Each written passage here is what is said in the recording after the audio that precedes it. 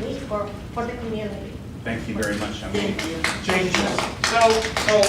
I know you guys are really passionate about the school, but my question is to you, do you have a member of your family on this board? No. No? Does somebody from the school have a member of this family on the board? Mark Heroes does. Me. Yeah. So the city attorney has ruled citywide that anybody who has somebody on the board that's associated with a nonprofit, it doesn't necessarily have to be a school, it could be a nonprofit, is precluded from receiving any funds from that neighborhood council. Not that they have to recuse themselves individually, that the whole board cannot act and give money to anybody who is on the board with a family member at the school. So let me just be clear. This is not, maybe it's a communications issue between the board and you guys. Maybe it's not. Maybe you just don't want to understand. I don't know. But I've been involved downtown in City Hall in this issue in the last 2 weeks. So the only thing I want to say is, it's not the treasurer's fault. It's not the board's fault. I think the board in good faith wanted to give the money.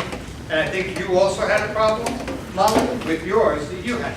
So it's an ethics issue. And the ethics issue is you can't give money to something you're associated with in any way, shape, or form.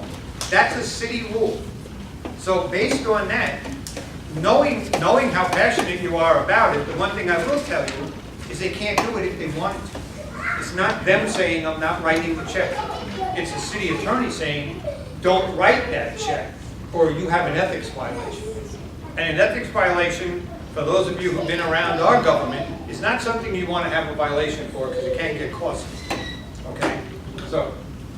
Okay, so being on the board for 11 years, then not leave, Well, no, we do have to move forward. May I have public comment? We've already had that public comment. Yeah, wait, do you want to say comment after what you said?